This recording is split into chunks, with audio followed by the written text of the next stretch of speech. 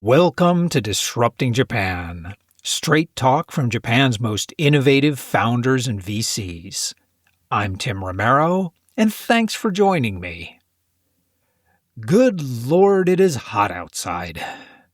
Of course, maybe you see things differently.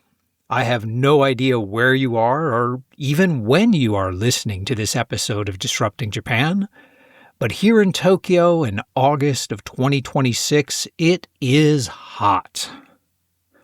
Well, today we're going to sit down with Takehito Nishiyama, founder of Greenphard Energy, a startup that's working to help keep us cool. Well, not so much keep us cool, but keep our food cool. You see, Greenphard works with refrigerated warehouses to significantly cut their electricity costs and to help them actually earn money from their electricity use. Now, in this episode, we talk about demand response, or DR. Now, we don't define it during the interview, but the idea is pretty simple. When electricity demand gets so high that it threatens to destabilize the grid, power companies will pay heavy electricity users to cut back for a while. And strategic use of demand response is a big part of Greenphard's offering. Takehito and I talk about how startups can escape the scalability trap that plagues so many industrial startups, how to start a startup from within another startup, and just why innovation is so slow to come to the energy sector in Japan. But you know, Takehito tells that story much better than I can. So let's get right to the interview.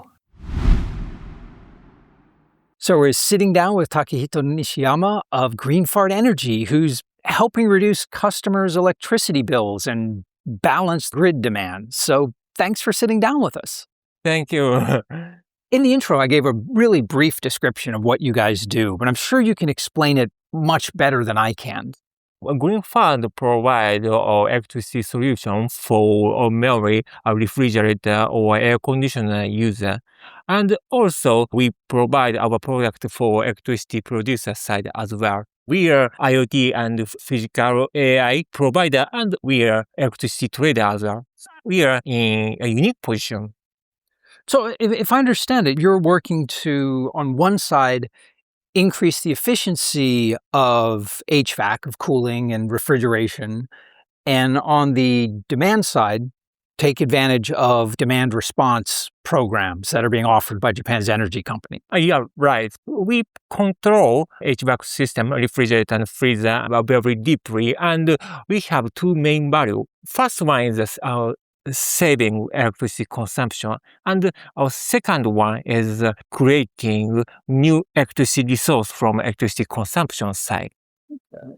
Well, I mean, that's a really good, it's a really good topic right now because it is suddenly very hot in Tokyo. Yeah, right. Today's temperature is crazy level. Yeah, it just like rainy season ended and it's been 35 degrees for the last week. Yeah, right. And also today some area reached 40 degrees. So oh my God, in Japan, that is crazy. That is crazy. It's not supposed to be that hot here. So let's break that down. How do you create a new electricity resource from consumption? We can control the freezer or the HVAC system very deeply, and we use a timing approach. So for example, the large-scale refrigerator will do overcooling before the demand response timing. So during electricity tight timing, we can reduce the electricity consumption of large-scale refrigerator. So we can create a new demand response resource. Okay, that makes a lot of sense. That seems like a very clear and intuitive way to save electricity. So for commercial or industrial cooling, how much flexibility do they have to kind of overcool? I would imagine like some of those temperature bands must be pretty tight. It depends on grid size facility. For example, in large-scale cold storage case, temperature range is larger than ordinary air conditioner facility. So we can use this wide range temperature. So how much demand response is there in Japan? I mean, 4 or 5 years ago, there was a lot of talk about how demand response was going to be an important part of managing the grid. Is that the case?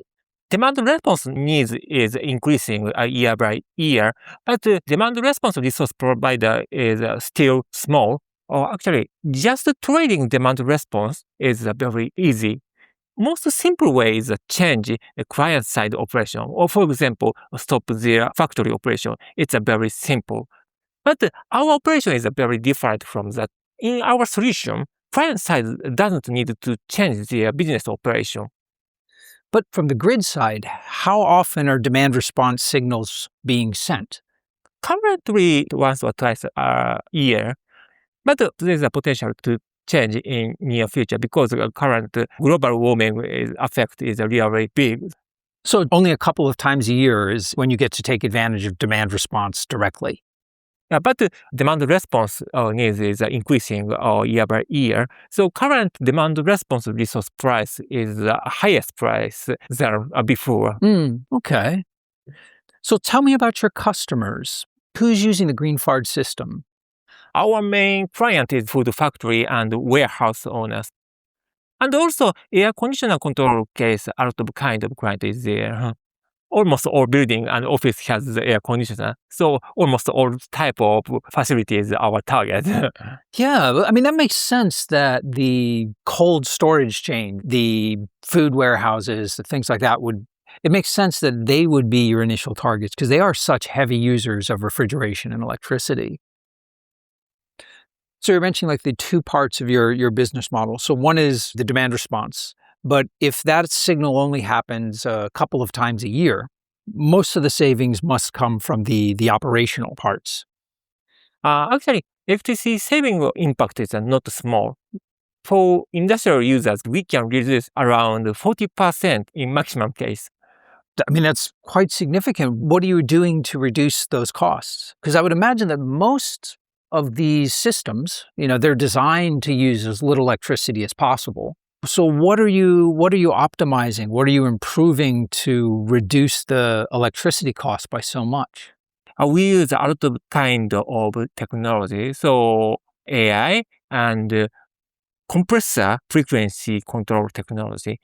We control a refrigerator as soft as possible. It's like a soft control of car axle. So usual refrigerator control the temperature in some temperature range. So we use this allowance range. So usual control case, when temperature reach upper side border, power on and reduce temperature very high speed. But in our case, when reach upper side range, we control the down speed more softly. Okay, so whereas by default, most of the equipment is designed to maintain a very specific temperature, you're working with the customer to figure out what range it can fluctuate in and then minimizing the effort it takes to stay in that range. Yeah, right. We control the refrigerator temperature fluctuation more softly. And one more way, the more data-driven way, if we plot this temperature fluctuation in a heat map, it's very different with season. For example, the factory makes same product all years. But after monitoring and analyze the temperature data, temperature heat map is very different with season. So we optimize this temperature distribution. Okay, that makes sense. I want to dive deeper into the technology and the business model in just a second. But before that, I want to talk a bit about you. Thank you. So you've got a background both in energy and startups. So you were originally with Mitsubishi Power and you left to join Synspective, which is a big Japanese startup. And then you left Synspective to start Greenphard. So what made you decide to leave Synspective and start your own company? Oh, actually, before I joined Synspective, I already started my own business. So I shared my thought to Synspective side. So Synspective is very open-minded, so they accept. So when you left Mitsubishi, you actually left to start your own startup. Yeah. Then why join Synspective? Was it Because I really interested in space industry as well. When the time my own business is not large scale, so I can do some business as well. wow? And the team at Synspective was fine with this. There's no problem. Yeah, they accept my work style. Wow. And so how long were you sort of working at Synspective and building Greenphard together? Around 2.5 years. All right. And what was the trigger to finally say, okay, now we're making a clean break? My own business growing year by year. So I needed to focus on my business. So I decided to leave Synspective. And you're still on very friendly terms with the team back at Synspective? Oh, yeah, of course. Oh, that's awesome. I sometimes play football with current Synspective. Yes. Oh, cool. Oh, that's great. Getting back to Greenphard, what's been your basic go-to-market? How are you reaching customers? PR or trade shows or partnerships? Actually, every channel works well. Our product is so unique and needs from market is strong. So we can sell our product and solution very easily than ordinary startups in industrial sector. I mean, that's great to hear. But usually the industrial sector, I mean, they're not early adopters. The industrials are usually the last companies to jump on a brand new technology or a brand new trend. So what did you do differently, or what's different about what you're offering? Currently, energy price is so high, Oh, yeah. so almost all company have problem in energy cost. So our main client is a big consumer of electricity. So it's just the the desperation, the need of the customers. Yeah, customer needs is really strong. Well, I mean, that makes sense in Japan because electricity prices are going up, and as we were talking before, so is the temperature. Yeah, fuel cost as well. So let's talk a bit about the business model in general. So what is your pricing model? Our pricing model is the subscription model. So it includes the hardware cost and service cost as well. Or sometimes we sell not only IoT and software, and also we sell refrigerator itself as well, and with subscription model.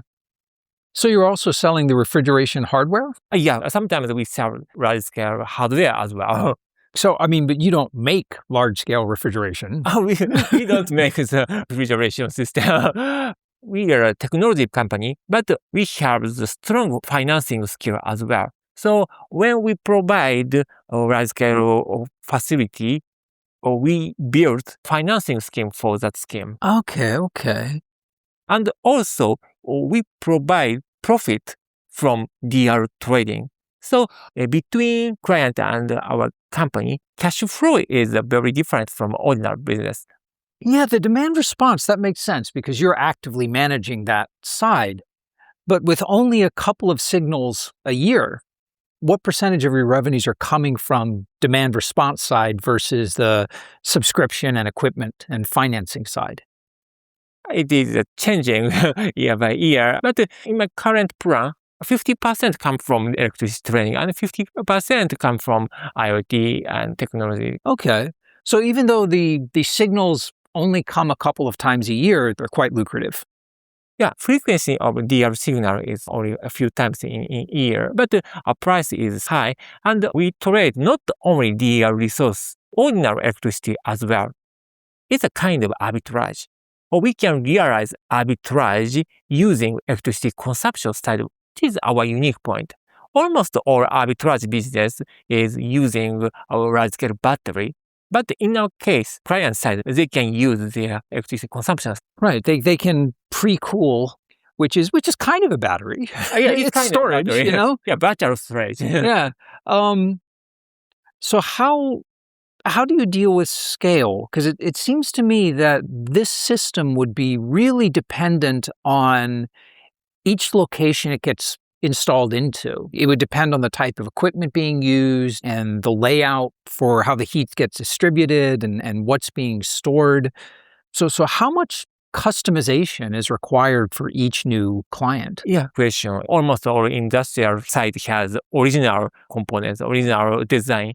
But our product can control almost all manufactured facility with one system. So customized part is very limited. From my experience, from what I've seen, the single most common reason for failure of industrial tech of any kind tends to be people underestimate how different each facility is. Even ones that tend to be owned by the same company and built around the same time will have this different mix of equipment and operational style. And are you seeing that variation, or is the food refrigeration business all similar enough? Actually, production line, a very different operation is there in each factory or each site. But in cold storage, warehouse, and air conditioner facilities, control system is almost same. We can use almost all system we can use for every site. But we provide our system to large-scale production line as well. In that case, we need to customize a lot. And so how long does it take you to onboard a new customer? The warehouse case is simple. So after a wiring, only 1 month. So only a month. 1 month. Okay, that's not too bad at all. So this seems like a global problem. What are your plans for global expansion? We already got a lot of offer from overseas market, but now we need to focus on domestic market because we try to build a strong organization as speedy as possible. So from next year, we expand our business overseas market. What are your priority markets? Where are you looking overseas? We didn't decide yet. We already got offer from European market and Southeast Asia. So both market has a high potential. I mean, those seem very different markets.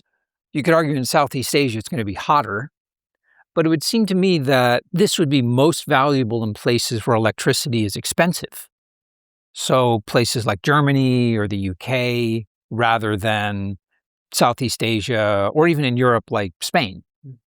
So actually, European market already grows, so market size is enough, and also electricity saving needs is high, and aggregation business needs also high, and this year's temperature is so high. Right? Yeah. So actually, timing and environment is nice. One problem is physical distance is not small.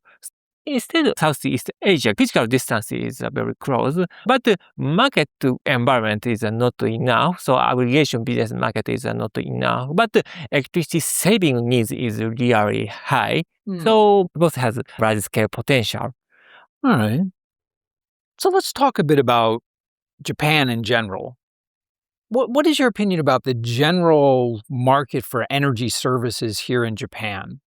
I mean, obviously, this is a sector I watch very closely. And it seems like 3-4 years ago, there's a lot of announcements, a lot of big commitments towards green energy and carbon capture and demand response and ancillary services. And a lot of those seem to have been deprioritized around the world. And so what is the situation in Japan? Do you feel like METI is still aggressively pushing green energy goals, or do you feel like Japan also has seen a bit of deprioritization? So currently, because of Trump policy, energy market changing dynamically.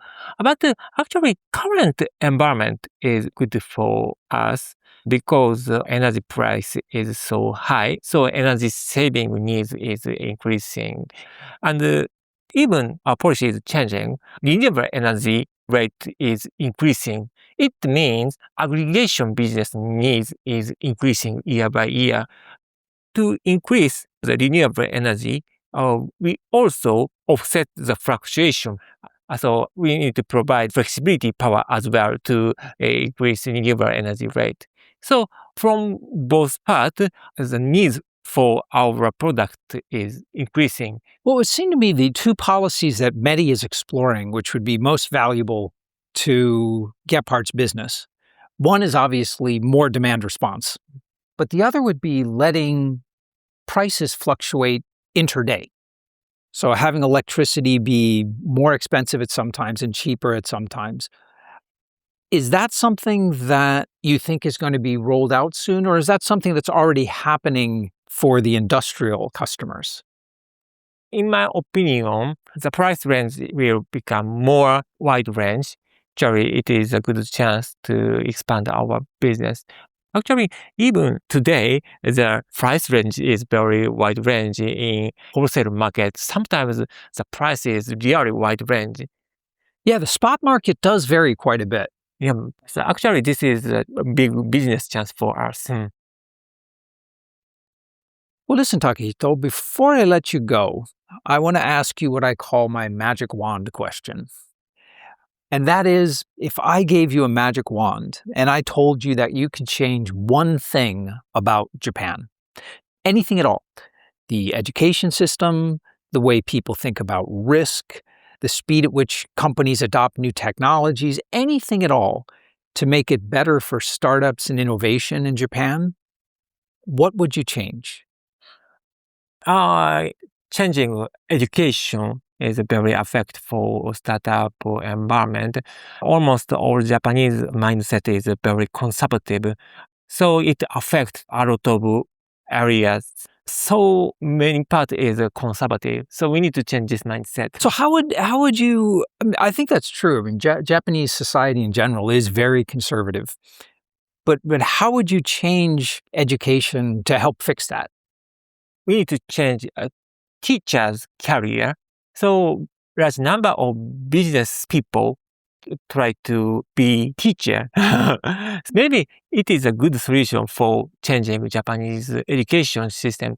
Actually, in current Japanese education system, almost all teachers don't know business. Are you talking mostly about university or high school, or what level of education are you thinking? All level. All levels?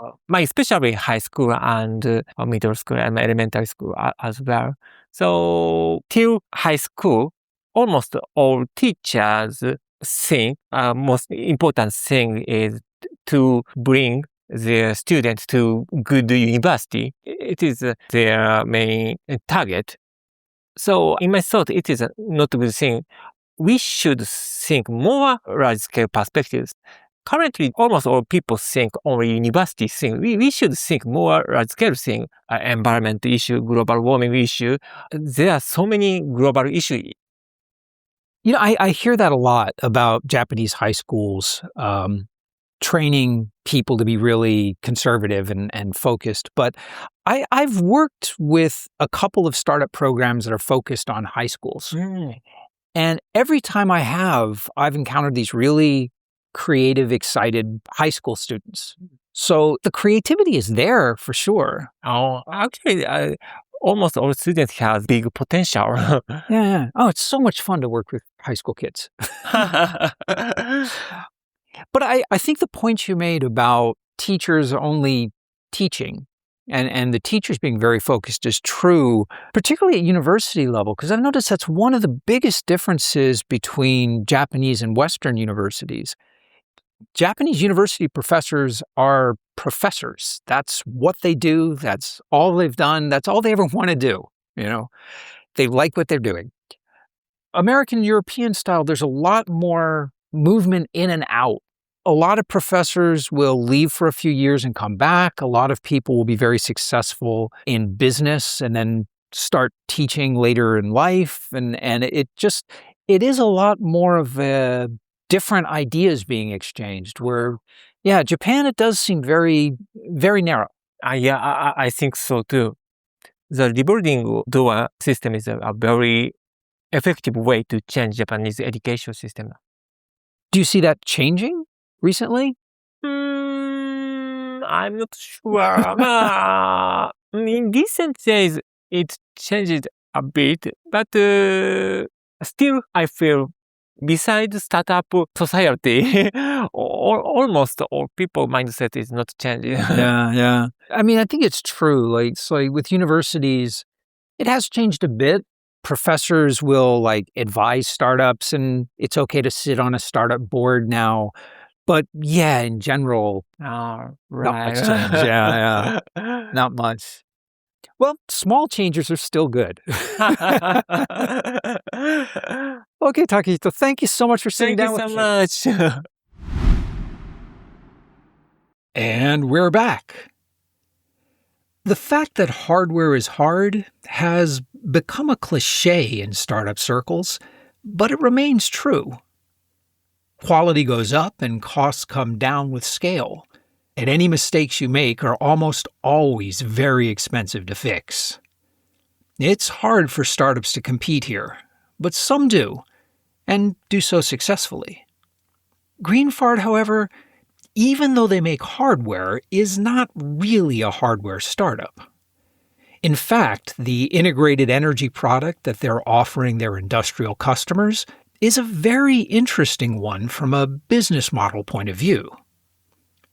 Greenphard is an energy retailer that actually has a fair amount of control over how much and when their industrial customers are using energy. They don't just monitor and predict their customers' electricity use. They can actually adjust it in real time. And that's a hell of an advantage in the electricity retailing business. Greenphard can take advantage of demand response signals when they come, but they don't have to wait for the grid operator to issue them.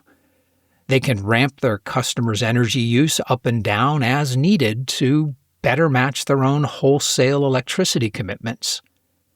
Since Greenphard has such flexibility on both the supply and demand side, they can, in effect, hedge against themselves. Of course, being an electricity retailer in Japan has its own set of risks. Deregulation in the late 2010s resulted in hundreds of new, independent electricity retailers competing in the Japanese market. At the time, it looked like a real win for the Japanese consumers.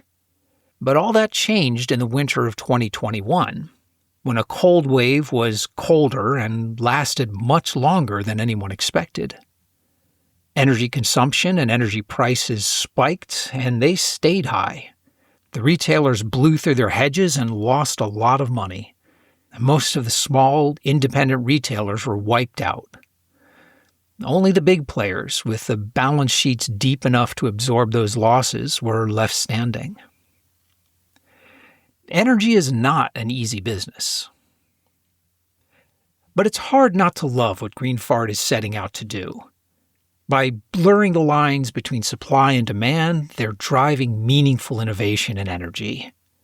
And as these incredibly hot summers all over the world are telling us, we are all in desperate need of energy innovation. If you want to talk more about energy innovation or Tokyo's sweltering summers, Takehito and I would love to talk with you.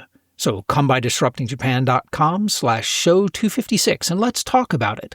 And if you enjoy Disrupting Japan, share a link online or just tell people about it. Disrupting Japan is free forever, and letting people know about it is the absolute best way you can support the podcast. But most of all, thanks for listening. And thank you for letting people interested in Japanese startups and VCs know about the show. I'm Tim Romero, and thanks for listening to Disrupting Japan.